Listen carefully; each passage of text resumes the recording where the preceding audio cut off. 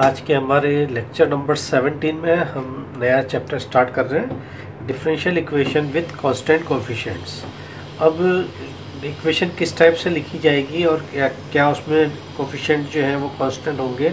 तो मैं एक इक्वेशन लिखता हूँ, ये मेरे पास है a0 dny/dxn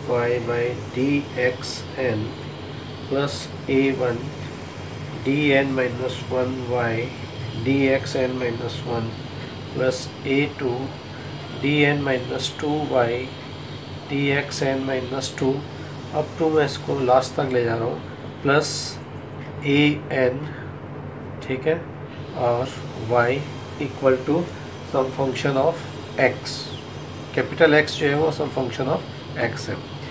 तो यहाँ लिख रहा हूँ मेरे पास a0 a1 क्या है, where a0 a1 a2 up to an are n arbitrary constants and capital X is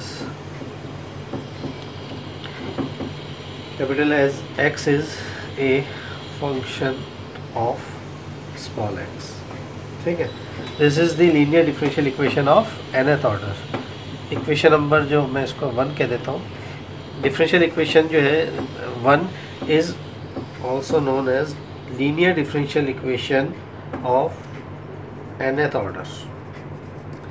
order degree की बात हमने वहाँ की थी। यहाँ देखिए हाईएस्ट डेरिवेटिव पे n है तो ये nth ऑर्डर का हो गया। इसमें कंडीशन होगी अगर nth ऑर्डर की लिख रहे हैं तो a0 is not equal to 0 भी हमको कंडीशन देनी पड़ेगी। अदरवाइज अगर कोफिशिएंट इसका 0 हो गया तो फिर ये nth ऑर्डर की इक्वेशन को मेंटेन नहीं कर पाएगा। ठीक है, जहाँ पर a0 a1 a2 up to an जो है वो n आर्बिट्ररी n स्वेच्छ अचर है और कैपिटल X जो हमने लिखा था राइट हैंड साइड में, this is the function of x। ठीक है, अब हम एक मेन जो हमारे पास इसमें आएगा एक ऑपरेटर के बारे में हम ज़रा जानकारी ले लें। ऑपरेटर क्या होता है?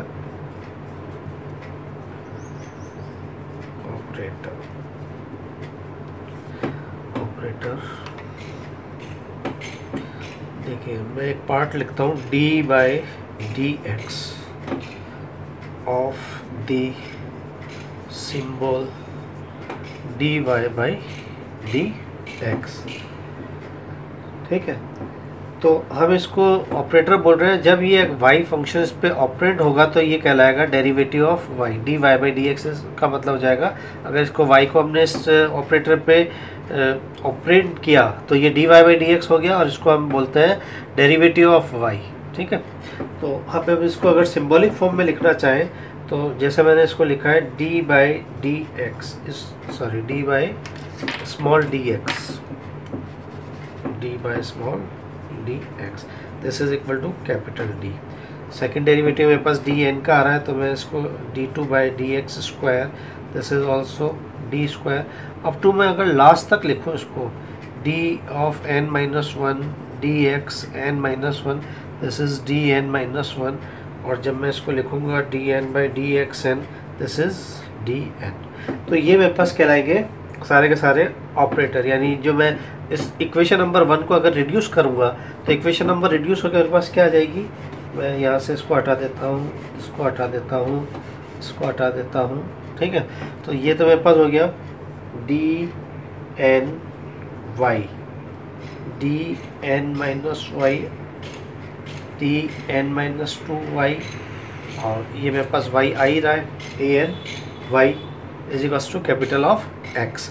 अब इस इक्वेशन जो मेरे पास इक्वेशन नंबर 1 है, इस इक्वेशन नंबर को मैं और थोड़ा सिंप्लीफाई कर लूँ, यानी इसमें से अगर y निकाल लूँ तो मेरे पास इक्वेशन इस फॉर्म में बन के आ जाएगी a0 dn plus a1 dn-1 plus a2 dn-2 up to an y is equals to capital of x, capital of x। ठीक है, अब मैं अगर कहता हूँ यदि if y equal to y1 y equal to y2 up to last में जाता हूँ y इक्वल टू yn, जो है are n linearly independent solution of equation number 1, of equation number 1, solution of equation number 1। तो मैं इसको इस रूप में लिख सकता हूँ, वो तब होगा जब मेरे पास ये राइट हैंड साइड इसका इक्वल टू 0 हो। अगर मैं इसमें right hand side equal to 0 है तो मैं इसको डायरेक्टली लिख दूंगा कि y1 इक्वल टू, मैंने माना है कि इसका एक सॉल्यूशन है, y2 इसका सॉल्यूशन है, तो ये आपके पास इस रूप में आ जाएगा। ठीक है, अब हम इस पे ऑक्सिलरी इक्वेशन की बात करते हैं। तो ऑक्सिलरी इक्वेशन जो है वो मेरे पास क्या होगी, ये जो मेरे पास पार्ट आया इक्वेशन नंबर 1 का, इस equation number 2 sorry equation number 2, इसकी ऑक्सिलरी इक्वेशन जो बनेगी, ऑक्सिलरी इक्वेशन सहायक समीकरण जो बनेगी वो मेरे पास क्या बनेगी, is equal to a0 dn plus a1 dn minus 1 up to चलेगा an, this is equal to 0, right hand side equal to 0। यहाँ पर हम इस d को treated as a algebraic expressions use करेंगे, क्योंकि हम इसको क्वाड्रेटिक या क्यूबिक या जो भी इक्वेशन बनेगी d में, फिर उससे हम इसके रूट्स निकालेंगे। अब यहाँ पर अगर मैं मान लेता हूँ let y equal to e raise to the power mx मेरा इक्वेशन नंबर इसका इक्वेशन नंबर थर्ड का एक सॉल्यूशन है। ठीक है, तो मैं यहाँ से dy बाई dx, इस इक्वेशन नंबर 4 को मैं विद रिस्पेक्ट टू x करूँगा तो ये क्या हो जाएगा, m e raise to the power mx, this is 5 कर दो, सेकेंड डेरिवेटिव निकालता हूँ मैं वापस से, ये हो जाएगा आपके पास m square e raise to the power mx, this is equation number 6। अब टू मैं इसको लास्ट तक निकालता हूँ, dn y dxn, this is equals to n तक मैं कर रहा हूँ, तो m raise to the power n e raise to the power mx, ये मेरे पास चला जाएगा, थर्ड आ रहा है यहाँ पर 2 पे, तो ये मेरे पास आ जाएगा n+1 भी इक्वेशन आ जाएगी। ठीक है, 2 पे 3 आ रही है ना इक्वेशन, नहीं 2 पे 7 आ रही है ना, तो ये n+7 आपके पास आ जाएगी इक्वेशन नंबर जो भी आएगी। ओके, अब इक्वेशन 3 में, इक्वेशन नंबर 2 में मैं यहाँ से मान रखता हूँ y का dy बाई dx, जिसको कि मैं dy लिख रहा हूँ, d2y बाई dx को मैं लिखूँगा सिम्बॉलिक फॉर्म में, या सिम्बॉलिक फॉर्म में ये लिखूँगा। इन सब का मान लेकर मैं इक्वेशन नंबर मेरे इसमें रख देता हूँ इक्वेशन नंबर 3 में। तो इक्वेशन नंबर 3 में रखने में मेरे पास क्या वैल्यू आती है उसको हम चेक करते हैं ज़रा। इक्वेशन नंबर 3 में रखते हैं, इसको यहाँ तक हटा देता हूँ।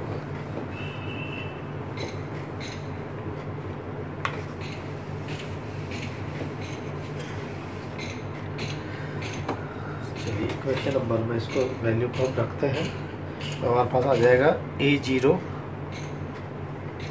सबसे पहले dny की वैल्यू कितनी आ रही थी, m e raise to the power mx। ठीक है, फिर आएगा a1, फिर वहाँ पर क्या आएगा, सेकंड वाली जो टर्म आएगी आपके पास m था ना, तो यहाँ पर आपके पास कितना आ जाएगा, m raise to the power n था यहाँ पर, इसकी वैल्यू अभी जस्ट निकाली ना, m raise to the power m, यहाँ पर क्या आ जाएगा, m raise to the power n-1 e raise to the power mx up to an पे वैल्यू कितनी आ जाएगी, e raise to the power mx equal to 0। देखिए यहाँ मैंने लिखा था a0 dn y by dxn। ठीक है, इसकी वैल्यू को यहाँ से मेरे को निकालना है, ये वैल्यू कितनी है मेरे पास, ये मैंने यहाँ रख दी इसकी वैल्यू। इससे प्रीवियस वैल्यू क्या होगी, जो आपके पास m आ रहा था वो n-1 टाइम्स डिफरेंशियल हो जाएगा। ठीक है, यानी जो आपके पास a1 था वो आपके पास था dn-1 dxn-1। ठीक है, और इसको विद रिस्पेक्ट टू क्या कर रहा हूँ, e raise to the power mx। अब वो y जो है वो मेरा e raise to the power mx, क्योंकि मैंने यहाँ माना था ना, ये रहा। ठीक है, और लास्ट में जब मैं जा रहा था तो वहाँ मेरे पास an अपनी जगह था, और यहाँ y equal to e raise to the power mx आ ही रहा था। यानी इसमें सब मैं मान रखूँगा तो इक्वेशन मेरे पास रिड्यूस होकर आ जाएगी ये वाली। अब इसको मैं सॉल्व करता हूँ, e raise to the power mx को जो है मैं थ्रूआउट कॉमन ले लेता हूँ, e raise to the power mx यहाँ भी है, यहाँ भी है, यहाँ भी है, थ्रूआउट इसको कॉमन लेता हूँ, तो ये मेरे पास जो इक्वेशन अंदर की जो बचेगी plus a1 m raise to the power n-1 plus an e raise to the power mx equal to 0। या तो e raise to the power mx equal to 0 हो, एक फैक्टर ये कहता है, या दूसरा ये कहता है M raised to the power N plus M N minus one plus A N equal to 0। यहाँ पर हमने माना था e rest to the power M X equal to Y, तो ये तो आपके पास होगा नहीं इक्वल टू 0, क्योंकि for any value of m e rest to the power M x for any value of x. इसका अलावा हमारा जो सेकंड फैक्टर है this is equal to 0 and this is equal to 0 का मतलब मेरे पास क्या हो जाएगी, ये जो इक्वेशन है उसके मेरे पास n रूट्स आ जाएंगे।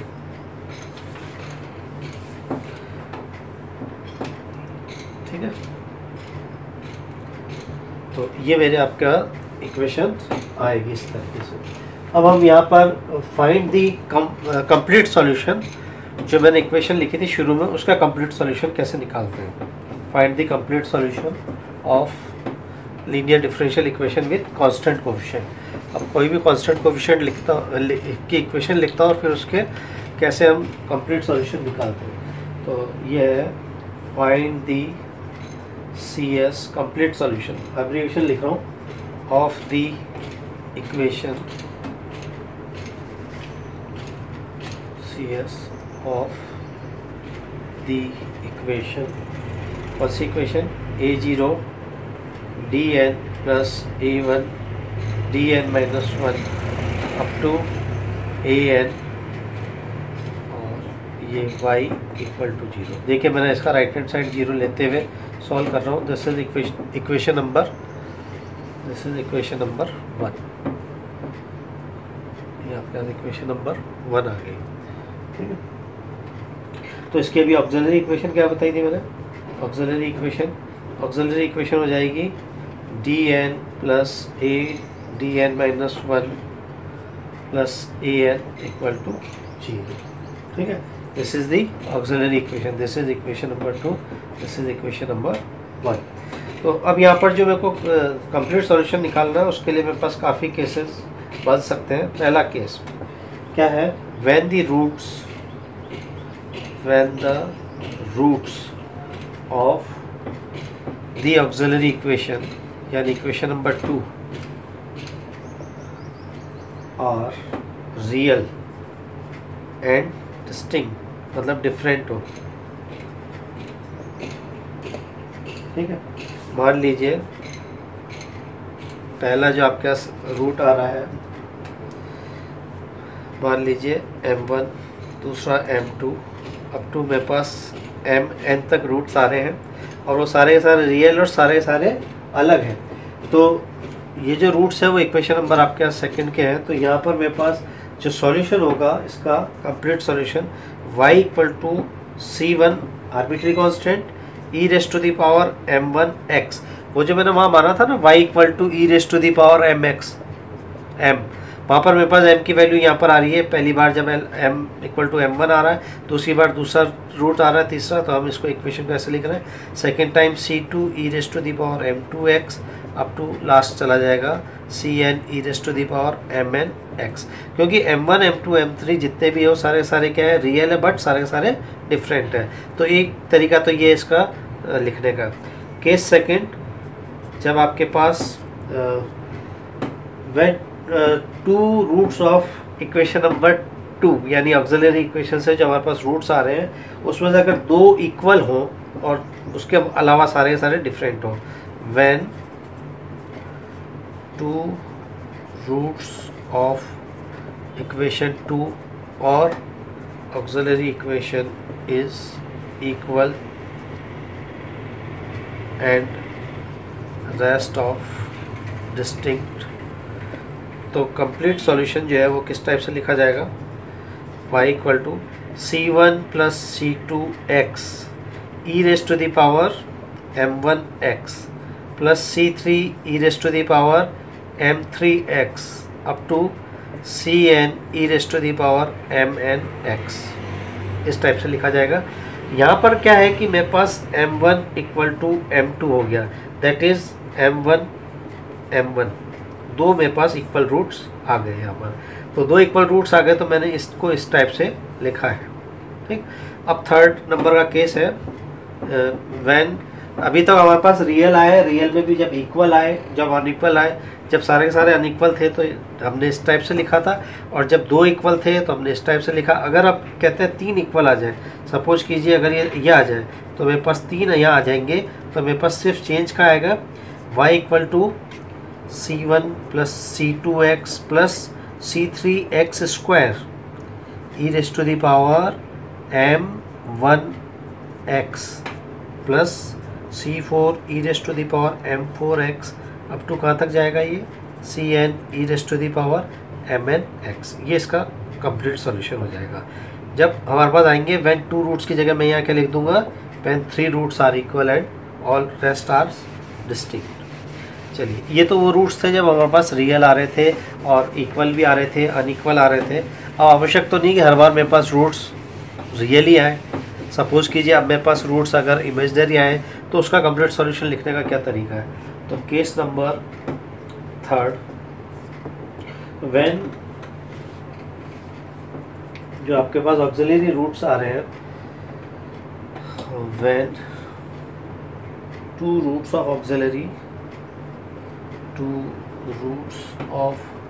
ऑक्सिलरी इक्वेशन, वो आपको पहले बता रखी है ऑक्सिलरी इक्वेशन आपके पास क्या है, 2r इमेजनरी यानी काल्पनिक हो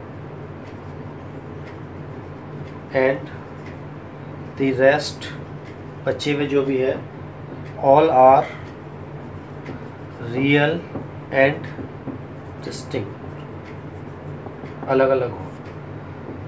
इमेजनरी है, बचे हुए सारे रियल एंड डिस्टिंक्ट है। तो y इक्वल टू हम लिखते हैं, मान लीजिए हमारे पास जो आ रहे हैं आपके पास कॉम्प्लेक्स रूट्स वो आ रहे हैं अल्फ़ा प्लस आयोटा बीटा, दूसरा रूट आ रहा है अल्फ़ा माइनस आयोटा बीटा। ये हमेशा पेयर में लिखा जाएगा अल्फ़ा प्लस आयोटा बीटा, ठीक है। तो अगर इस टाइप के आपके पास रूट्स आ रहे हैं तो आप उसको किस टाइप से लिखोगे, ये आप लिखेंगे, यानी ये तो मेरे पास हो गया m1, इसकी वैल्यू हो गई m2। तो लिखूंगा मैं यहाँ पर c1 e raise to the power alpha plus iota beta x plus c2 e raise to the power alpha minus iota beta x plus c3 e raise to the power m3x, बाकी सारे के सारे real आ रहे हैं, और ये कहाँ तक जाएगा plus cn e raise to the power mnx। अब यहाँ से जब मैं इसको सॉल्व करता हूँ तो मेरे पास क्या आता है, देखो e raise to the power alpha x तो मेरे पास कॉमन आ जाएगा, c1 प्लस ये आ जाएगा c1 के साथ आएगा आपके पास e raise to the power iota beta x plus c2 e raise to the power iota beta x plus c3 e raise to the power m3x and so on. अब e raise to the power इसको हम sign और cos में लिखेंगे तो क्या हो जाएगा, e raise to the power alpha x, यहाँ से मेरे पास क्या आ जाएगा c1, इसको मैं ये लिख सकता हूँ cos of beta x plus iota sine of beta x, ठीक है, plus c2 cos of beta x plus iota sine of beta x, ये बंद हो जाएगा bracket, plus c3 e raise to the power m3x up to cn e raise to the power mnx। इस तरीके से roots निकालते हैं। E raise to the power alpha x तो मेरे पास बाहर आ गया, यहाँ से देखिए c1 plus c2 cos of beta, c1 plus c2 cos of beta x plus c1 plus c2 sine of beta x, ठीक है, प्लस c3 आपके पास आ ही रहा था यहाँ पर e raise to the power m3x up to cn e raise to the power mnx। इसको मैं एक नया कांस्टेंट मान लेता हूँ, c1 c2 को मैं मान लेता हूँ e raise to the power alpha x, इसको मानता हूँ a cos of beta x plus b sine of beta x plus c3 e raise to the power m3x up to last जाएगा cn e raise to the power mnx। तो ये तरीका है जब कि आपके पास एक कॉम्प्लेक्स पेयर में आ रहा है रूट, बाकी सारे के सारे रियल एंड डिस्टिंक्ट आ रहे हैं। रियल एंड डिस्टिंक्ट लिखने का तो तरीका ये है, और जब कॉम्प्लेक्स आता है तो हम ये लिखते हैं। जब हमारे पास एक पेयर ही आया है e⁻⁴x, अल्फा जो है वो रियल है, बीटा भी आपके पास रियल है, बट इसमें जो आपके पास क्वांटिटी आ रही है वो आयोटा के साथ आ रही है, तब इसको इस टाइप से लिखेंगे। अब फोर्थ केस है when two roots of auxiliary equations, तो 2 की जगह मैं लिखता हूँ 2 इमेजनरी और बचे हुए सारे आपके पास रियल है। When 2 roots are imaginary and equal and rest are real and distinct, बचे हुए जो है वो आपके पास वास्तविक और अलग अलग है। तो उनको लिखने का तरीका क्या है, मान लिया मेरे पास 2 रियल रूट्स जो आए थे वो आए थे alpha plus iota beta, alpha plus minus iota beta. इसका मतलब मेरे पास कितने रूट्स हो गए हैं, यहाँ से जब आप लिखेंगे रूट्स तो आपके पास कितने हो गए, इसको लिखेंगे alpha plus iota beta, alpha plus iota beta, ये तो रिपीट हो गए। एक आपके पास आएगा alpha minus iota beta, alpha minus iota beta, ये भी आपका रिपीट हो गया। तो जब इसका कंप्लीट सॉल्यूशन लिखोगे तो क्या लिखोगे, e⁻⁴ अल्फा सब में सेम है, ये थ्रू आउट बाहर आ जाएगा, c1 प्लस c2x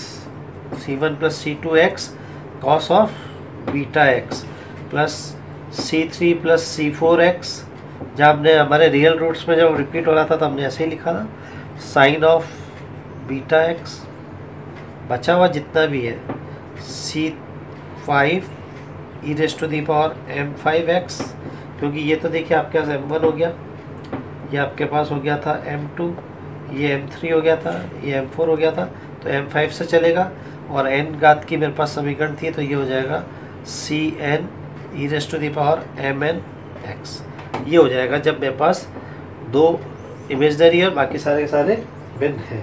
ठीक है, तो इस टाइप से हम इसको लिखेंगे।